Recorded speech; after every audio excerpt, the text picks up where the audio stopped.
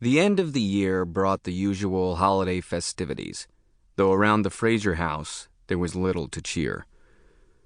Mrs. Fraser went through the motions of decorating a small tree and wrapping a few cheap gifts and baking cookies no one really wanted.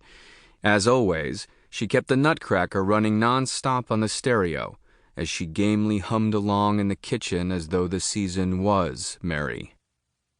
Things were anything but merry. Mr. Fraser had moved out 3 years earlier, and he wasn't missed as much as he was despised.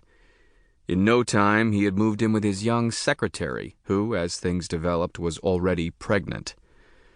Mrs. Fraser, jilted, humiliated, broke, and depressed, was still struggling.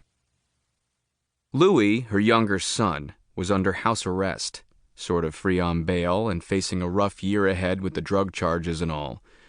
He made no effort to buy his mom anything in the way of a gift. His excuse was that he couldn't leave the house because of the court-ordered monitor attached to his ankle. But even without it, no one expected Louis to go to the trouble of buying gifts. The year before and the year before that, both of his ankles had been unburdened, and he hadn't bothered to shop. Mark, the older son, was home from the horrors of law school, and though even poorer than his brother, had managed to buy his mother some perfume. He was scheduled to graduate in May, sit for the bar exam in July, and begin working with a D.C. firm in September, which, as it so happened, was the same month Louis's trial was on the docket. But Louis's case would not go to trial for 2 very good reasons. First, the undercover boys had caught him in the act of selling 10 bags of crack. There was even a video. And second, neither Louis nor his mother could afford a decent lawyer to handle the mess. Throughout the holidays, both Louis and Mrs. Fraser dropped hints that Mark should rush in and volunteer to defend his brother. Wouldn't it be easy to stall matters until later in the year when Mark was properly admitted to the bar? He was practically there anyway. And once he had his license, wouldn't it be a simple matter of finding one of those technicalities you read about to get the charges dismissed? This little fantasy of theirs had some rather large holes in it, but Mark refused to discuss it. When it became apparent that Louis planned to hog the sofa for at least 10 hours on New Year's Day and watch 7 straight bowl games, Mark made a quiet exit and went to a friend's house. Returning home that night while driving under the influence, he made the decision to flee. He would return to D.C. and kill some time puttering around the law firm, where he would soon be employed.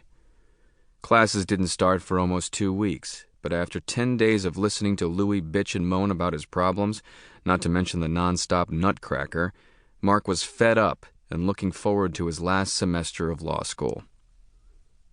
He set his alarm for 8 the following morning, and over coffee with his mom explained that he was needed back in D.C.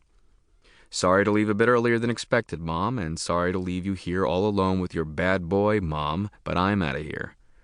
He's not mine to raise. I got my own problems." The first problem was his vehicle, a Ford Bronco he'd been driving since high school. The odometer had frozen at 187,000 miles, and that had happened midway through college.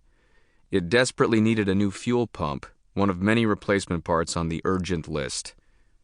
Using tape and paper clips, Mark had been able to wire and jerry-rig the engine, transmission, and brakes for the past 2 years, but he'd had no luck with the fuel pump.